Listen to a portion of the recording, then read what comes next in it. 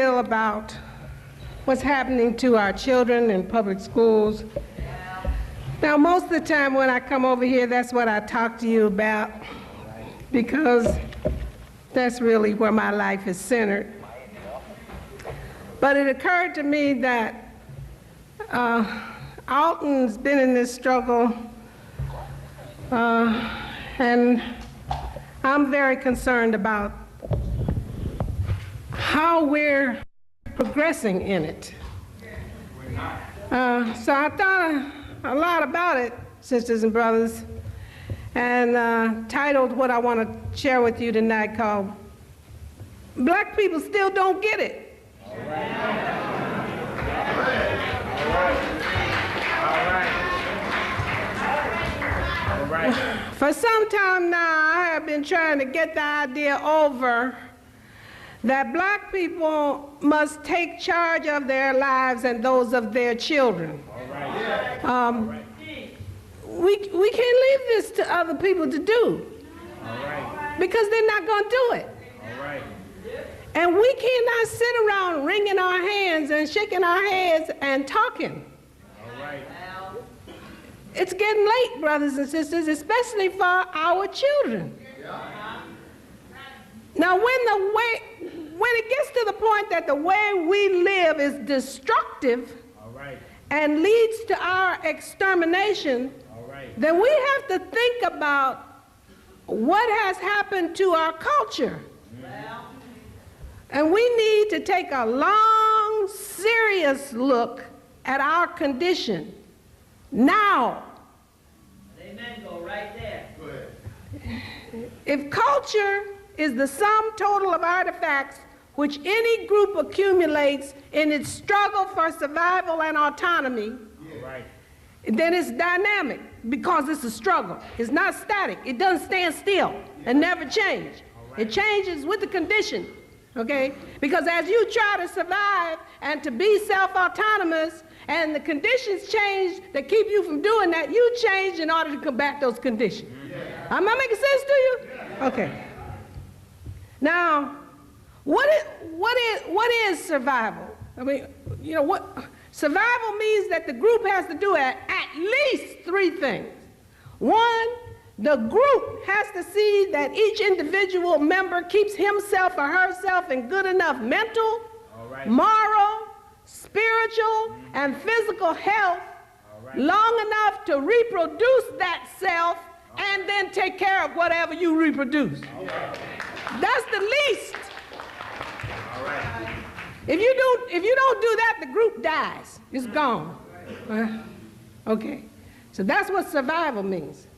In order to be self-autonomous, it means that the group has to have within its control the means to assure its survival.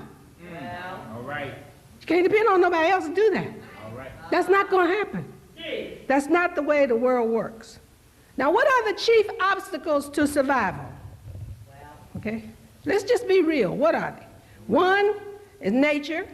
You got to have within the means of the group some way for the group to survive earthquakes, floods, hurricanes, tornadoes, whatever. All right? So nature is one. Other men and women who might want to take your land, water, means of survival. All right. And yourself. All right. You can't become no cotton-picking drug addict, alcoholic, and kill yourself. All right. That's right. Okay. Those are the obstacles. Now, the culture that we pass down from generation to generation is supposed to help the group to survive and to be self-autonomous. The major way that we pass this culture on is through what? Groups. Family, church, school, organizations like this. Those are the means. Okay, now, unfortunately for us, we live in a country where the overriding values of the country are against us. For instance, these overriding values put in the positions of privilege people who are white, people who are male, and people who are wealthy. And these three groups dominate the society. So when we talk about teaching our children instrumental values like equality, liberty, fraternity, etc., we are talking about ordering those values under the institutional values of race, gender, and wealth, so that more white people get equality, liberty, and fraternity than black people, more men get equality, liberty, and fraternity than women, and more wealthy people get equality, liberty, and fraternity than poor people. You get it? All right. All right. All right. It doesn't do enough then, ladies and gentlemen, for us to teach our children about the instrumental values, you know, if we don't teach them the impact of the institutional values on the distribution of the latter. Otherwise, our kids don't get the full message and don't know how to behave.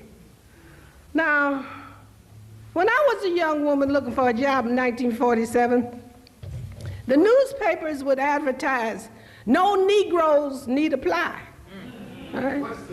Chicago, Illinois, March 28, 1947, Chicago, Illinois. I did not say Mississippi. All right. North, I was up north. All right? Right. So what did that say? That said that on March 28, 1947, when I was looking for my first job, affirmative action was for white people. Now, just because we didn't call it that then, ladies and gentlemen, doesn't mean it wasn't. And now that it's our turn to have affirmative action, it's suddenly no turns. No turns. It's always our turn, right? It's always white people's turn for affirmative action. Nobody else gets a turn. So much for taking turns. But isn't that what we teach for 2 weeks in kindergarten? Oh, the teacher tells you, your child has to learn to take a turn.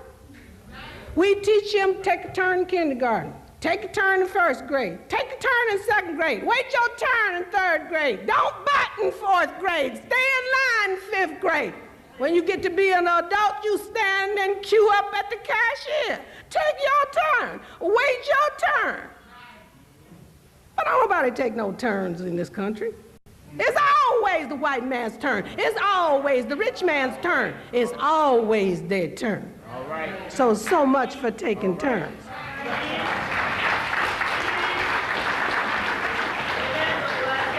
In 1954, the U.S. Supreme Court overturned Plessy versus Ferguson, which legalized Jim Crow, and the overt racism that we knew as Jim Crow was forbidden. And most Negroes, now calling themselves black, thought the problem was solved. Black folks just didn't get it. We just didn't get it. We thought that the problem was segregation. But segregation was a symbol of the problem. The problem was this institutional value system of race, gender, and wealth. That's the problem. And ladies and gentlemen, it still is. The United States is not a democracy yet. It's trying to be, trying to be. And I always tell my students when they say, "I'm trying to do it, Miss Sizemore," I say, "Come here." And I say, "I'm trying to hit you. I'm trying to hit you, right? I'm trying to hit you." And then when I finish, I said, "Did I hit you?" And he said, "No." I said, "So much for trying." Right?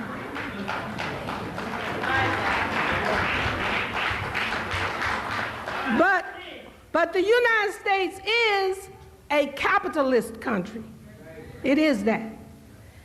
Now, if it can be a democracy within the parameters prescribed by the capitalist paradigm, it does it.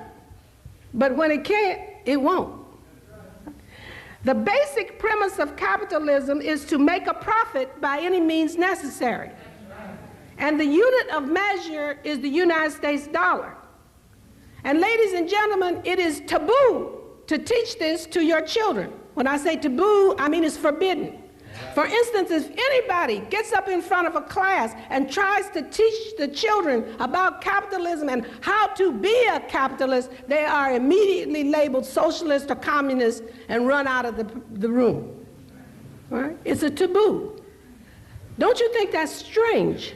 That in a capitalist country, we cannot teach our children to be capitalists? Oh, think about it. Because you see, in a capitalist country, you are either a capitalist or you are a victim. All right. There's no in-betweens. All right. There's no in-betweens. You either play the game here or you're a victim of it. Now, you have to make a choice. Of course, you can always leave the country. All right. That's another choice. Right? Now, capitalism demands competition, selfishness, and mean-spiritedness. It demands it. But what do they teach your children in school? Be cooperative. Be cooperative. Take your turn. Don't fight. Don't cheat. Now, everybody engaged in capitalism knows that the motto is win if you can, lose if you must, but always cheat.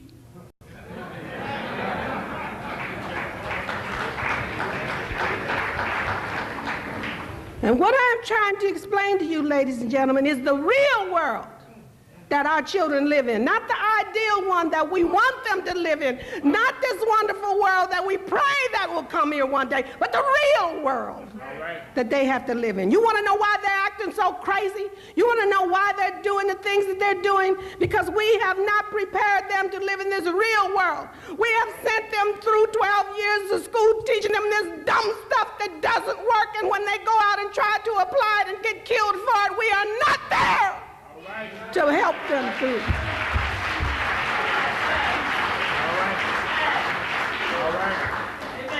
We are not there. We fade away on them. Somewhere around about 9th grade, we start talking about, I can't control him. I can't do nothing with him. Get out of my house if you don't do what I tell you to do. And we abandon them to the mean streets and then cry because they get murdered. Right. Capitalism is not compatible with equality. It is not compatible with equity. It is not compatible with Christianity, no matter how hard we try. All right. The struggle for survival in the United States is the handling of this never-ending tension between the institutional values of race, gender, and wealth, which give undue and unearned privileges and advantages to some so that others cannot compete on an equal basis for the resources of this country. All right. This is the game. This is the game, ladies and gentlemen.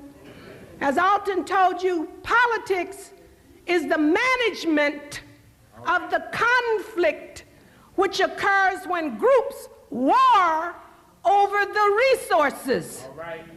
Resources include money, All right. land, right? So politics is just the passing around of the resources. Right. If you don't have the resources, as Alton told you, you're not in the game. Right. Black people just don't get it. All right. All right. We just don't get it. All right. Those who are at the bottom form a group which is bound by its cultural artifacts. That's language, religion, tradition, art, music, style, values. And these form a bond of cohesion which, if nourished, does become nationalism. All right. But it has to be nourished. All right. And it has to be nourished by the group. All right. Thank you. How do we do that? Family, church, school, organizations, All right. institutions. Okay. All right. All right. When it becomes nationalistic, then the group is strong enough to create an economic niche in which the people can slide to make a living. All right. But under capitalism, you must be a producer. You cannot continue to be consumers. African Americans spend more money than, well, there's one group that spends more money than us. We spend. Ladies and gentlemen, this means we do have money. All right. We spend it, right? So if you got money to spend, you do have money. This girl lost her father. She was in medical school when I was living in Pittsburgh. This young lady lost her father, and he left enough money for her to go to school to finish her medical school, but it was in probate in the Pennsylvania court, and so she needed the money to pay her tuition right away. So she came to me and she said, do you think that you could get $5,000 for me to pay my tuition? And she needed it like in 2 weeks.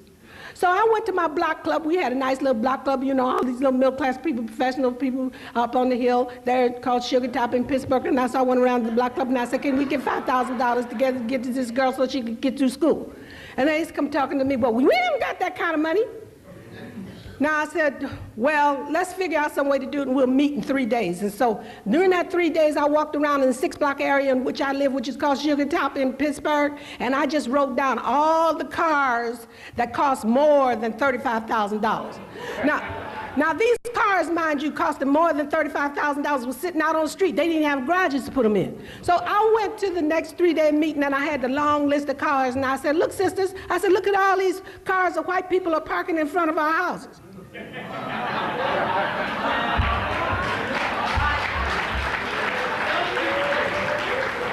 Because obviously, if we didn't have no money, we couldn't be buying $35,000 cars, right? Okay, so the sisters forked up the money, we got it to the girl. But my point is that we say we don't have any money, but funny enough, we got money to buy all of these clothes and all of these cars and all these rings. I see brothers and sisters with 9 pounds of gold hanging around them, talking about they ain't got no money. Well, I guess not if it's all on plastic. But that's another problem. That's another problem. You must try to be plastic free. All right.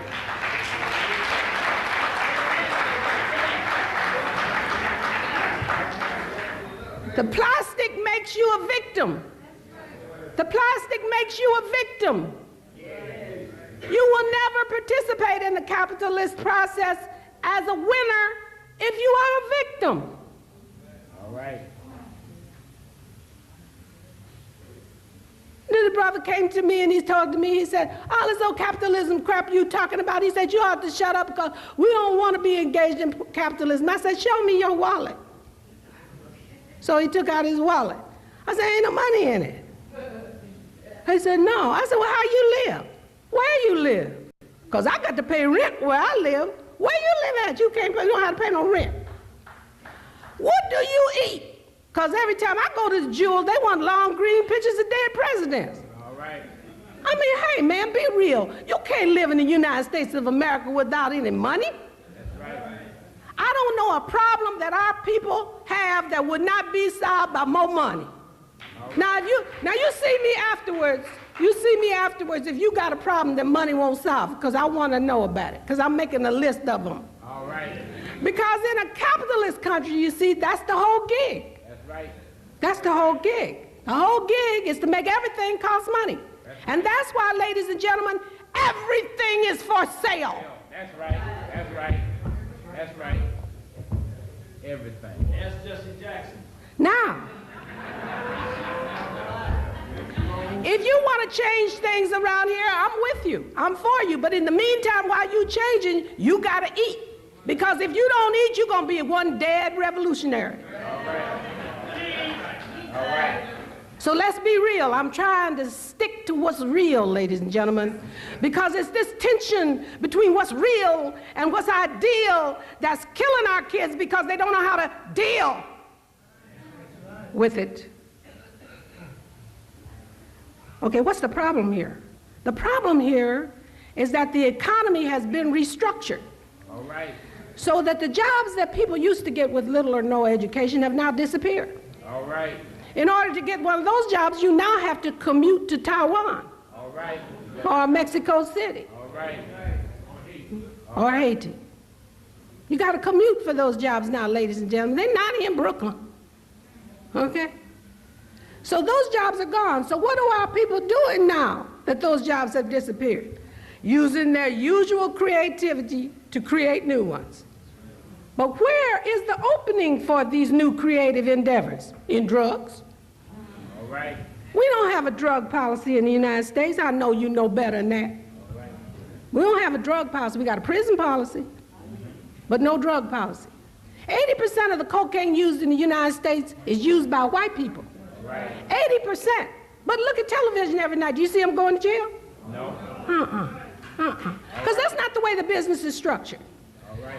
You see, the drug industry is now a part of the gross national product.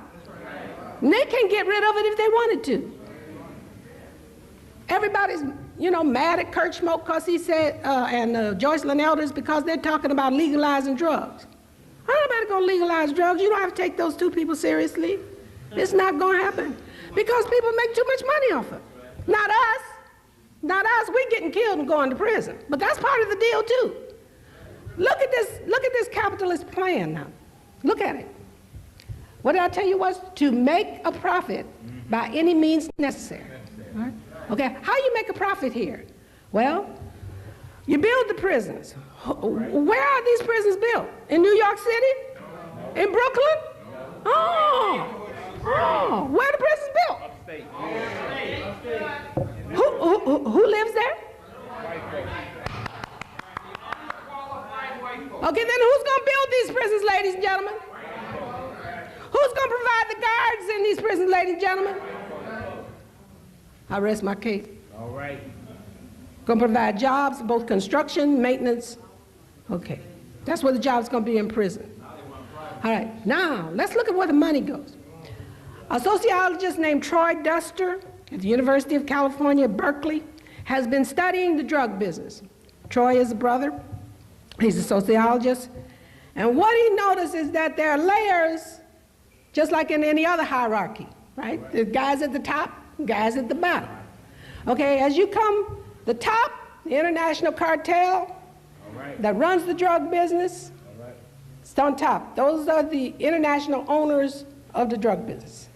And then underneath them is a layer of international distributors. These are the people that distribute drugs all over the world. Then underneath them is a loose network of international bankers. They launder the money so that it can be distributed into legitimate business. And it is this money that's fueling the economy now. All right, that's it. There you go. So if you're looking forward to drugs disappearing, you are really naive. That's right. Black people just don't get it. That's right.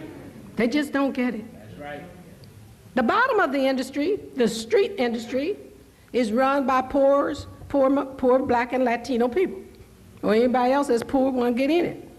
Now these are the people selling on the street, so they get caught and they get put in jail.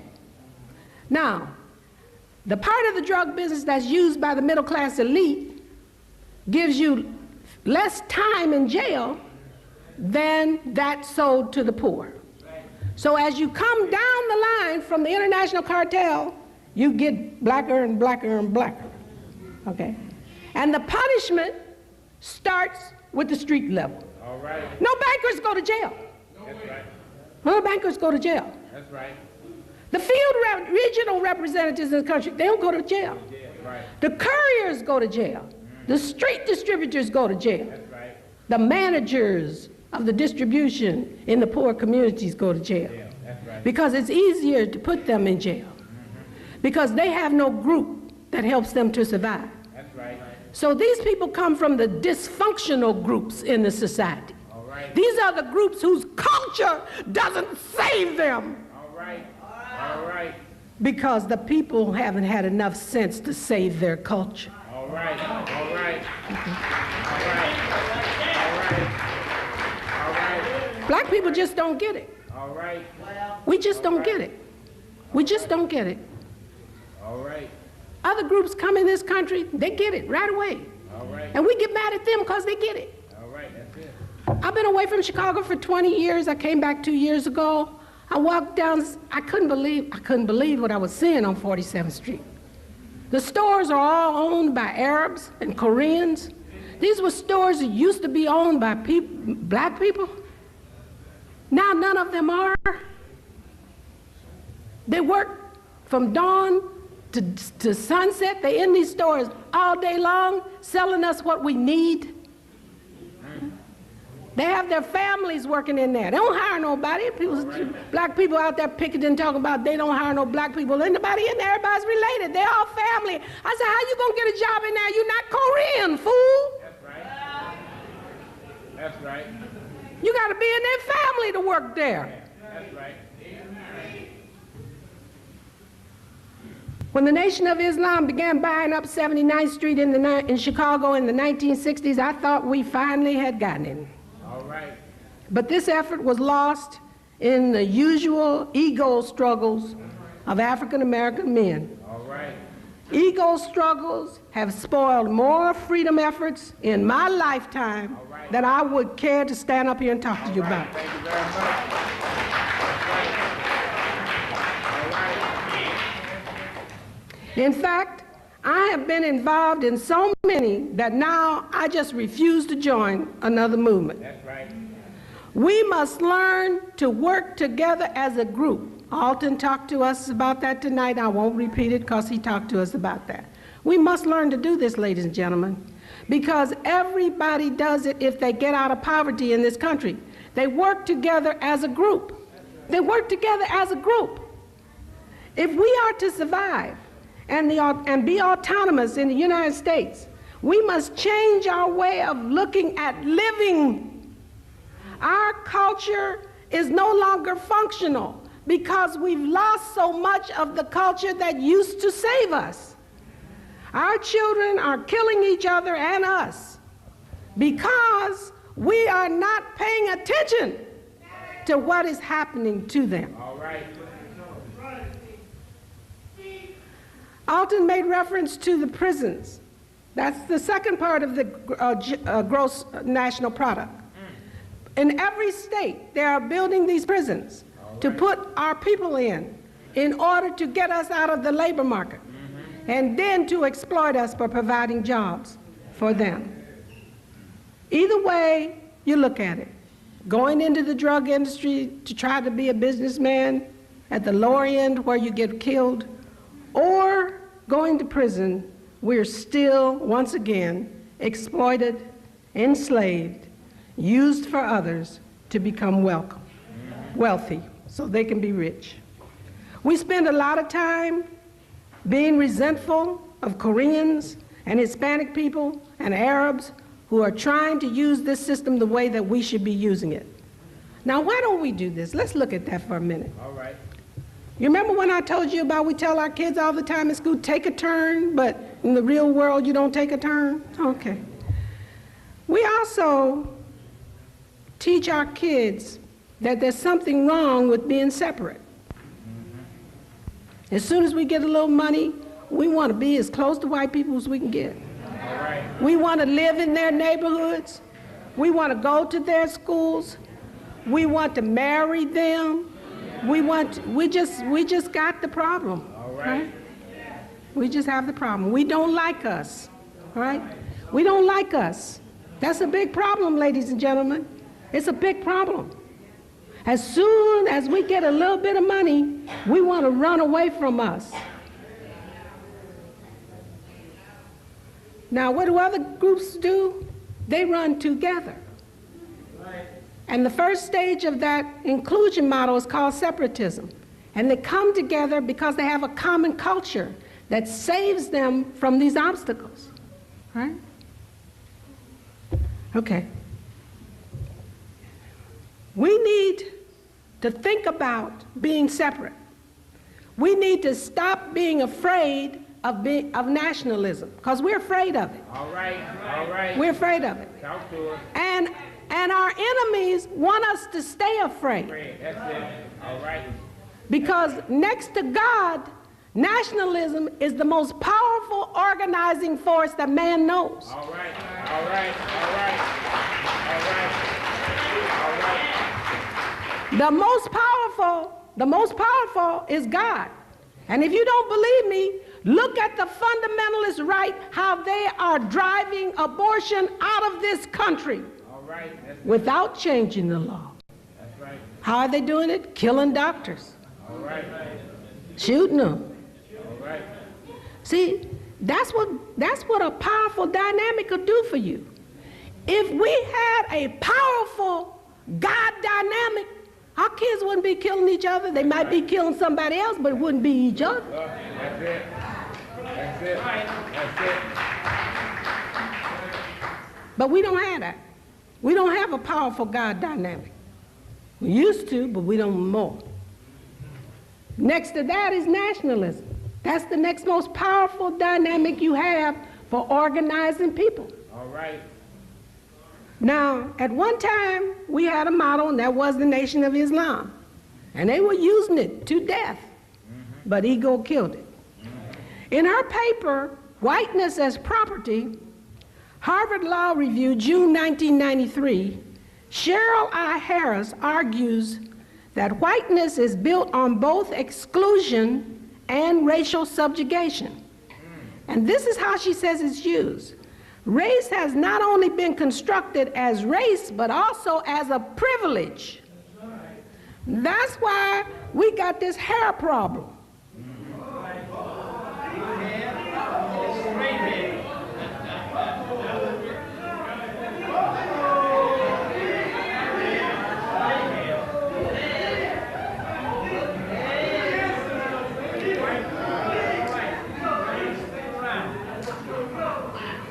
Today in the United States, race is determined by visibility and reputation, because there are over 1 million African Americans passing for white every day.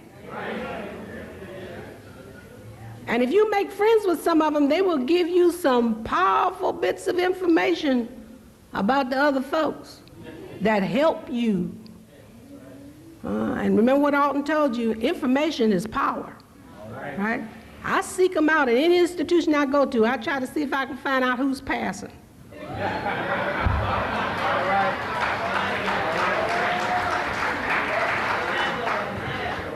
Now, you can't tell on them now. That ain't the point. I want the information. Tell me what these doctors do in this hospital when they come in here. Tell me how they treat us when we come in here, because I want to know before I bring my mama over here. All right. And they'll tell you. That's if you don't turn them in. All right? Okay.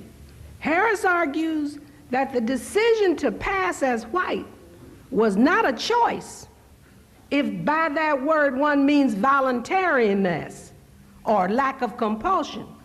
She says that the fact of race subordination was coercive and circumscribed the liberty to self-define. In other words, because you are black, your ability to define yourself is limited in this. And passing for white frees you of that limitation. So she says if that is true and you want to define who you are, then it might not be voluntary. Now, my interaction with some of these people is that they passing for white in order to what? Survive. Survive and have self-autonomy. Okay? Now let's look at the real world that makes you want to do that. And then let's think about those of us who can't if we wanted to. I mean, you think I'd get away with it? I go out and say, I'm passing for white. I don't think so. Self-determination of identity is not a right for us. It's not a right for us. But it's a privilege for white people, right? So the effect of protecting whiteness at law was to devalue those who were not white by coercing them to deny their identity. So I straighten my hair. I whiten my skin. I cut off my nose. I fix my lips. I cover up my heels and wear a girdle on my butt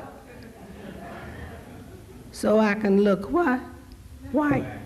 Because that's the identity that I want. Now, this is the crux of the matter, ladies and gentlemen, for our children.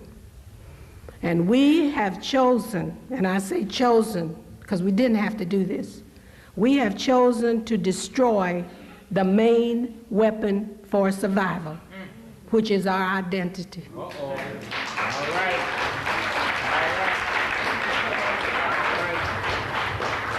And this has posed a severe problem for us and for our children.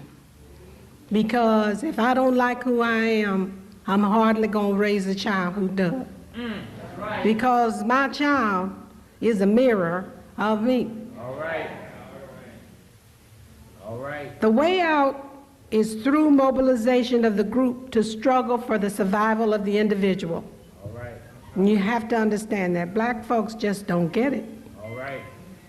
I'm not giving up my individual right to sacrifice for the group. That's not what it's all about. Hey, the problem with that is the Constitution gives you individual rights, but you can only protect them as a group. All right. See, that's the problem. All right. All right. That's the problem. Say that again. To survive, the group must ensure that each individual member is able to take care of himself or herself, reproduce himself or herself, and take care of the progeny. And we are losing the group function. It doesn't matter where. We're losing it in the family. We're losing it in the church. We're certainly losing it in the school. We're losing it in the community. We're losing it in our institutions. Our families are disrupted. Only 26% of all African American children live with both parents. Our churches are predominantly female, 80%. Our schools are mostly dysfunctional. Children do not learn anything in them. And our communities are disorganized. No leadership, no resources, no support. Black people still don't get it. We don't get it. We just don't get it. That it's the group function that's going to carry us through. It's the group function. Individual members working together as a group in order to take care of their own children, take care of their own poor and elderly, take care of their own disorganized and mentally ill. We can't even get control of the NAACP. This is our largest organization, and we can't even get control of it. We cannot even hire and keep the executive director of the NAACP. And this is no surprise. All right. I don't know whether you're too young to remember or not, but I certainly remember when Julian Bond wanted Roy Wilkins' job and couldn't get it because of his position on Israel. Look at the African Americans chosen by President Clinton. Ask yourself if they represent you. No. Who recommended these folks? All right. What group? I don't think African Americans did it. That's right. See, black people still don't get it. All right. We look at these black people on TV and we say, oh, President Clinton, he got a black man. Tell him, yeah, but who picked him? That's right. Whom does he represent? That's right. Every group, through the pooling of its own resources, lifts itself up out of poverty. That's right. If you're waiting for Bill Clinton to lift you out of poverty, you still don't get it. You really don't get it. That's right. If you're waiting for the Black Caucus to lift you out of poverty, you don't get it. You still don't get it. Every group, through the pooling of its own resources, lifts itself up out of poverty. We keep expecting some other group to do it for us. It's never going to happen. All right. Black people still don't get it. We must, through the group function, build our own hospitals. I remember when I lived at 8622 South Wabash in a neighborhood called Chatham in 1969. Elijah Muhammad wanted to build a hospital on 83rd Street. The middle-class blacks who were my neighbors in Chatham ran down to Mayor Daley and begged him to do something about this assault on our middle-class community. And the mayor converted the desired area into a park. So instead of a black-owned hospital, we got a park. Later, the only black hospital in Chicago, Provident, closed, and then we had none. See, black people don't get it. They just don't get it. When I came back to Chicago in 1992, you know what I did, of course, was to immediately begin working with the schools. It was interesting for me to go back home. Those of you who know me know I started teaching Chicago Public Schools in 1947, and I taught every single grade. I started out as a Latin high school teacher in Wendell Phillips High School. Remember, I came up during Jim Crow, so I've never taught anybody but African American children. I came up during Jim Crow. I taught every grade. I taught Latin in high school. I taught educatively, mentally handicapped, primary and secondary. I taught English to the Spanish speaking. I taught every single grade. I was an elementary school principal and a high school principal in Chicago Public Schools. Then I was the director of the Woodlawn Experimental Schools Project, which was Chicago's experiment with community control, like your IS 201. I was director of that in Chicago. And then when the funding ran out for that, they put me downtown because they didn't want me back out in the field. So I was being punished. And I was given an assignment with this white man. I hated him. I'll just tell you the truth. I try not to hate, because hate really destroys you. But I hated this man. And the feeling was mutual. I understand, the feeling was mutual. So I wrote to the deputy superintendent, who was an African American, and I wrote him a long letter. I still have a copy of this letter, and I have his reply, because one day I'm going to put it in the book, although I might wait until he's deceased. And anyway,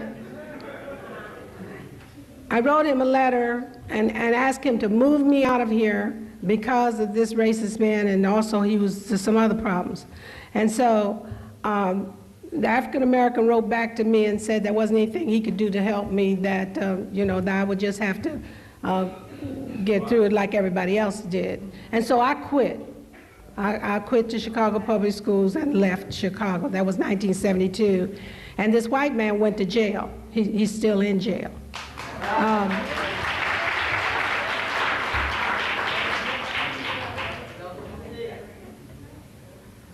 So when I got back home, in 1992, I started work with schools. I'm now the Dean of the School of Education at DePaul University, and this is a strange place for me to be. It's a Roman Catholic university, and I'm Baptist. When I first came, I was going to retire. Those of you who know me know my mother had Alzheimer's, and I was trying to get home. I'm an only child. I did get home, thank God for her many blessings. I did get home in time before my mother died. But anyway, I was retiring from the University of Pittsburgh. I was 65 years old when this man told me this job was available. So I told him I really wasn't interested. I said, I'm not Roman Catholic, and I don't want to spend the rest of my life in a Jesuit institution, reviewing esoteric bodies of knowledge and all. So he said, oh, this is not a Jesuit school. Well, I'm not Roman Catholic, so that didn't have any meaning for me. He said, this is a Vincentian school, and I didn't know what that meant either. So he sent me a book about St. Vincent de Paul, who was the founder of the Congregation of the Mission, which is the order of priests who founded DePaul. He's a very interesting man, St. Vincent de Paul. One time in his life, he was enslaved, and he founded this mission to help poor people. And so when I read his story, I said, well, at least I'll go talk to these people and see if this is for real or if this is, like 9/11, just a joke. So I went in there to talk to them. And I found out that they really are for real. They have a feeding station there on Sheffield and Webster at the St. Vincent de Paul Church. And if you get there in the morning between 7:30 and 8:30, you'll see a line of like 50 to 100 black men coming in there to be fed and clothed. They also have programs for juveniles and little children in the St. Vincent de Paul Center. So I said, okay, well, maybe God has blessed me and finally put me somewhere where I wanted to fight people to help poor people. And that is true. In the twilight years of my life, I am in a job where I can without any apologies, anytime I want to help poor people. And so that's what I did. Those of you who know me remember when I got fired from my job October the 9th, 1975 as superintendent of the D.C. Public Schools, that I promised God if she would help me find another job somewhere, doing her will, that I would devote my life to doing that. And so this is where I am. Okay, so I have 10 schools. I have 10 schools that I work in, 10 schools that I work in. These are schools that are 100% African American or 100% Latino. The children are all poor and they're all low achieving. And my job is to elevate and accelerate student achievement in reading and mathematics as measured on standardized tests for these children in these schools, and we're trying to do it in 1 year. Now, since I've been back in Chicago, I've been having a big fight with the reform movement, which is largely white. Now, mind you, the school system there is 56% African American, 32% Latino, and the rest white. But the entire reform movement is made up of elite white males, most of them middle class or more. What they are trying to do now is to abolish standardized tests in the schools so that when they take the schools over, when they privatize the schools, they will not have to be accountable to you. Now, there are several things that they're using to their advantage, and that is, first place, we suspect these tests. We always have. We have always been in the vanguard fighting the standardized test movement in this country. We have always been in the vanguard of that movement.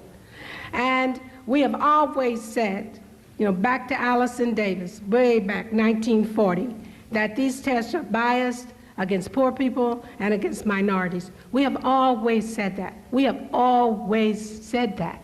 So this is not new to us. We understand that. So now they're playing on our suspicions. They're saying to us, oh, these tests are culturally biased? And we say, yes, sure enough, that's right. So they say, well, we want your support to abolish these tests. And we say, yeah, fine, you got it. And then they abolish the tests. Then they take the schools away from you and give them to the corporations. And then you will have no way of knowing whether your kid can read or not. That's right.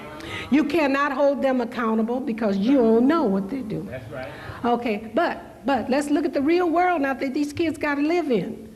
Do you think that DePaul is going to stop asking your kid to pass the SAT with a 1,000 score to get admitted? Do you really believe that? No. Right. Because if you said yes, black people still don't get it. You still don't get it. Listen. Your kid, whether you abolish them or not, your kid is still going to have to take the SAT, the ACT, the MCAT, the LSAT, and any other kind of T that they got going for them. They want to keep you out of a job. This system is not about to be test-free because tests sort you out too effectively. This white reform movement is trying to sell you assessment by portfolio and calling it authentic in order to pull the wool over your eyes. Let me tell you, anytime a test depends upon a white jury to tell you whether or not you are competent, you can believe it is not going to work for you. And if you think so, black people still don't get it. You just don't get it. You just don't get it. All right?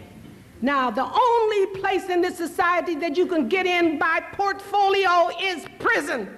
All right. You can't come to DePaul by portfolio. You can't get in Harvard by portfolio.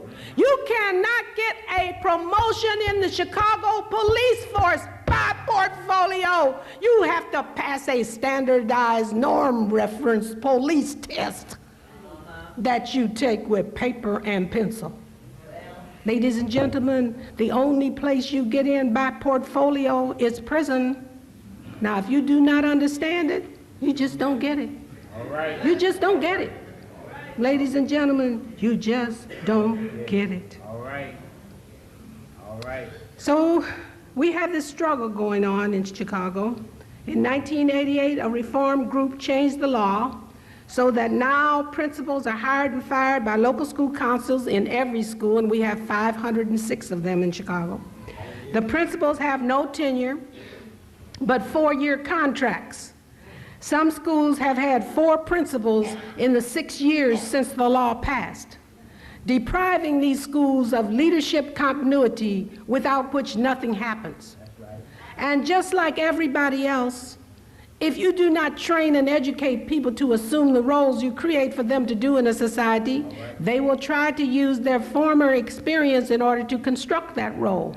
So when they created local school councils and had these elections and elected all of these people to these local school councils for these 506 schools, they did not provide them with any training. They did not provide them with any education. So the people did what anyone would do. They constructed their role according to the only model they knew, which was the Democratic Party patronage model. All right. And that's what they do.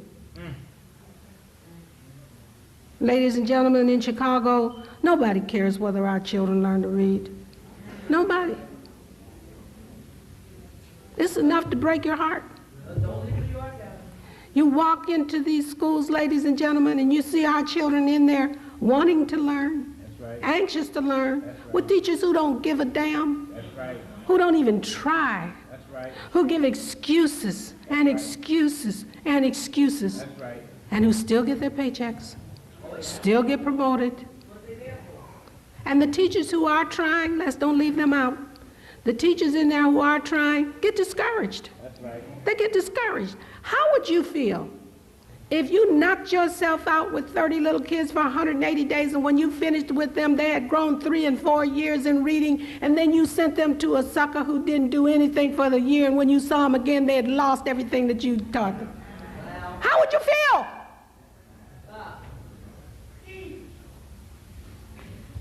You can't do this to these teachers. We can't do this to these teachers. We can't do this to these teachers. We've got to make these schools places that work for our children. That's right. And that's our responsibility, ladies and gentlemen. That's our responsibility. We cannot send our children to these schools, I don't care whether public, private, or parochial, and abandon your children in there and expect people to do what you should be doing for them. It's not going to happen, ladies and gentlemen. And if you think it is, you still don't get it. You just don't get it. You just don't get it. At face value, as I said, the abandonment of the test looks like a good deal for African Americans until you view it in the setting of this whole society. And then when you look at it that way, it takes on another face. Ladies and gentlemen, you cannot make it in this society if you cannot read. Well, say it again. It is. Say it is. No. Our children are coming out of the high school and they can't read. They can't read. And our children are normal, ladies and gentlemen. Our children are normal. But we allow people to say they're not. Every time you sign a blue sheet sending a black kid to educably mentally handicapped, you're saying this is not a normal child. Listen, God did not create that many dumb black people.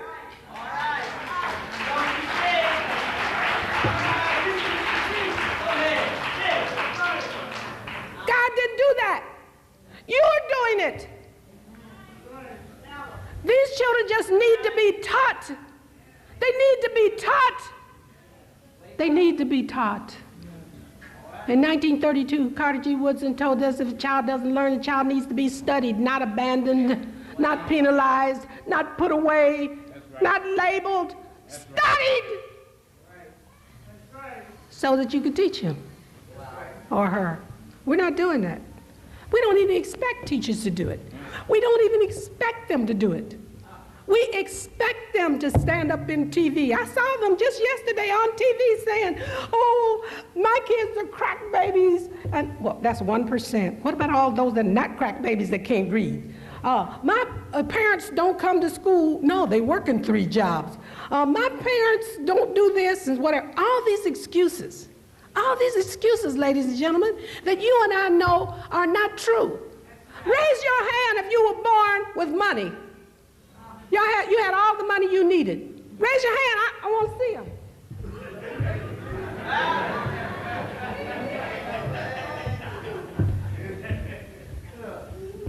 You could learn to read, and you were poor.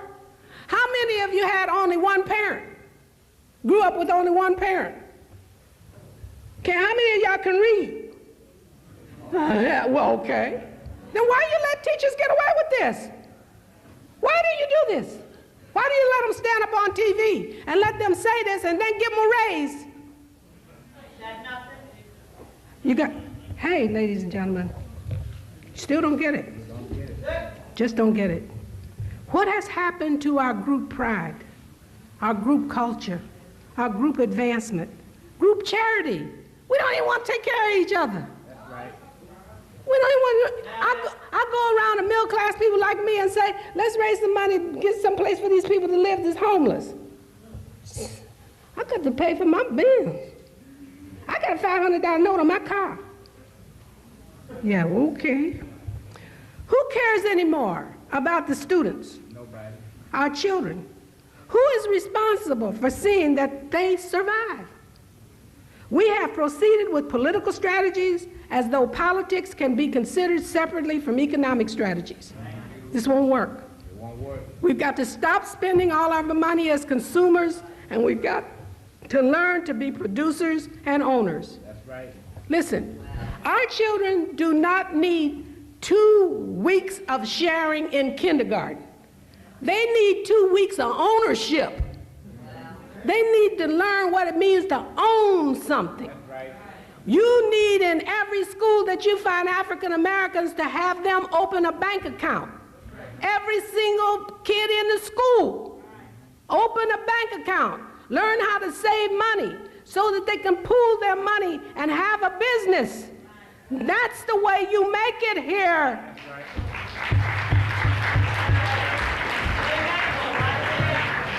We have no way to sanction leaders who don't lead, teachers who don't teach, principals who don't principal, preachers who don't advance the group, politicians who don't represent our interests, businessmen who don't help the group, athletes and entertainers who sell out. We don't have any way to sanction these folks. That's right. That's right. I was standing in the record, no, they don't call them records anymore. What do you call those things, Georgie? What do you call them little round things? CDs. I was in there, the little girl was buying a CD by this foul group that denigrates women. So I went up to her and I said, why are you buying that? And so she looked at me and she said, you got a problem, what's happening? And I said, look, do you know how he talks about you in that record, on that record? And she said, no, I don't listen to the words, I just like the music. So I said, look, this man talks about you like you a living dog. I said, and now that he calls you by the dog's name, bitch. I said, and you gonna pay money to take that home and participate in your own denigration? So she looked at me and she said, I don't listen to the words. I said, listen to them. I said, you listen to them. Because what you're doing is contributing to your own destruction. Right? We know these people. You and I know who these people are, but we go support them with our dollars, go see them, give them money. The best way you can bring these entertainers down if you don't like them is don't spend your money with them. We worship consumerism. Oh my God, brothers and sisters, we worship consumerism and materialism, and as though selfishness is a virtue, just like Ayn Rand teaches. In fact, I have lived long enough to see a new Rand disciple who is black and female. Oh, God have mercy. The struggle for equality will not occur without a group effort, ladies and gentlemen. Individualism is not the way other groups advance in this society. Wealth is accumulated by one, but passed on by the group, by the family, by the business, by the institution, by the organization. The Kennedy fortune, the Rockefeller empires, those were begun by one person but passed on and increased by the group effort. That's right. That is the nature of the company. That's right. The heart and engine of capitalism. The Millionaires Club, formed in the African American community, largely by entertainers and athletes, passes on what and to whom. Except for a few of them, like Bill Cosby, it seems to be too little and too late. It is more important to us to buy a $40,000 car than to give $10,000 to Philander Smith College or Tougaloo. Right. We just don't get it, ladies and gentlemen. Black people just don't get it.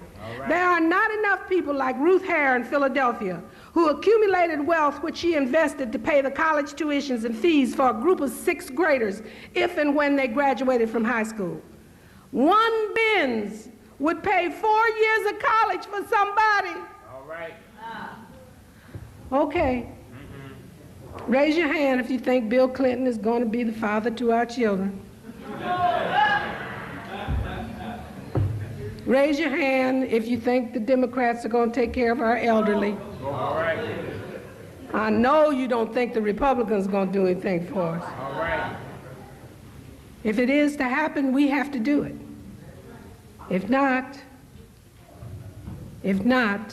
ladies and gentlemen, we will not survive. All right.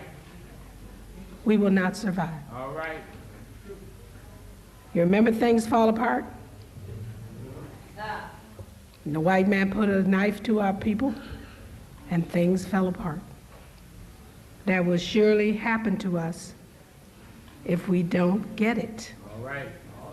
In her 1979 dissertation, Carolyn Elaine Bennett Murray wrote the following: when teachers made causal attributions about the importance of their own characteristics in determining a successful performance for a student, they tended to perceive themselves as more responsible for a successful outcome for students belonging to a subordinate group, blacks, lower class, those failing in school, than to a superordinate group. If the superordinate kids failed, it was the teacher's fault. But if the black kids failed, it was their fault. Okay? However, counter to prediction, teachers perceive themselves as more responsible for a successful performance by black middle class students than black lower class students. But not so with whites. White middle class students were responsible for their success, but black middle class children's success was due to their teacher. And a reverse pattern of responding resulted when black middle class and lower class students failed. Teachers preferred, ladies and gentlemen, to teach black lower class students over black middle class students. The major implication of Bennett Murray's findings is, to the extent that positive sentiments manifest themselves in rewards, a minority student will often be rewarded for failure and punished for success.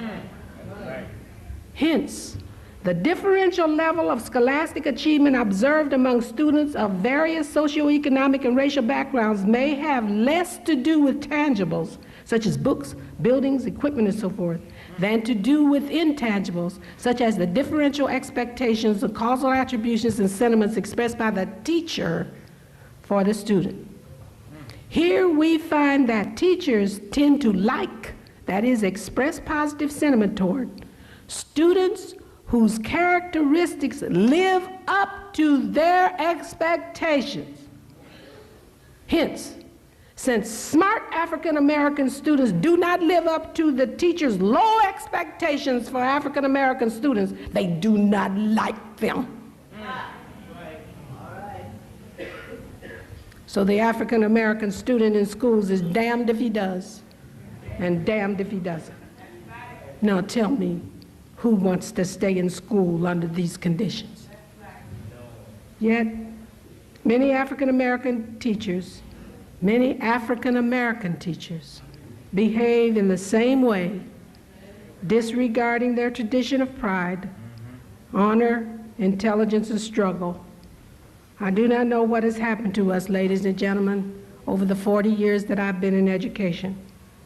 How did we arrive in this place? The white man has put the knife to what binds us together, and now things fall apart. After all of this history, struggle, the great men and women, Frederick Douglass, Harriet Tubman, Martin Delany, Sojourner Truth, W.E.B. Du Bois, Ida B. Wells Barnett, Booker T. Washington, Mary Church Terrell, Martin Luther King Jr., Rosa Parks, Malcolm X, and Betty Shabazz, Leonard Jeffries, Shashi McIntyre, Donald Smith, and Alton Maddox. We still don't get it. Thank you.